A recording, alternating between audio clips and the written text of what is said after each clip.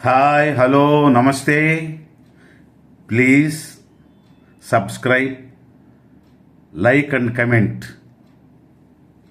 కొన్ని జ్ఞాపకాలని ఎంత మర్చిపోవాలని ట్రై చేసినా ప్రతి క్షణం గుర్తు చేస్తూనే ఉంటాయి.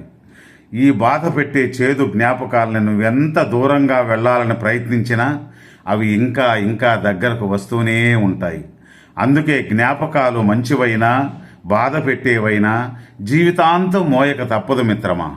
కొన్ని మనసుతో ముడిపడిన జ్ఞాపకాలు అంత తేలికగా తొలగిపోవు మిత్రమా. ఒకవేళ మరచిపోవాలనుకున్నా మనసులో పదిలంగా శాశ్వతంగా అలాగే తోడై ఉంటాయి. మన జీవితంతో విడదీయరాని బంధాలై సాగిపోతూనే ఉంటాయి. మనుషుల మీద విరక్తి కలిగినప్పుడు బంధాల్ని చంపేసుకోవడం, మనసులో నుండి తీసేసుకోవడం ఏమంత కష్టమేమీ కాదు. అసలు నేనేమి తప్పు చేశాను మిత్రమా?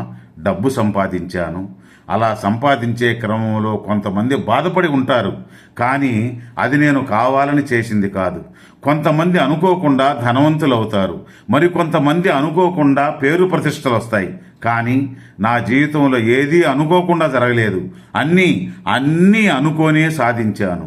పేదరికంతో కడుపు మార్చుకునే వాళ్ళు ఉంటారు, అజీర్తితో పస్తులున్న వారు ఉంటారు. కానీ తినడానికి కూడా టైం లేని వాళ్ళను నువ్వు ఎప్పుడైనా చూశావా? నా లైఫ్ మొత్తం అలాగే జరిగింది. ఎప్పుడు తిన్నానో ఎప్పుడు పనుకున్నానో నాకే తెలియదు. అంత కష్టపడి సంపాదించిన నా ఆస్తి మొత్తం పోయింది.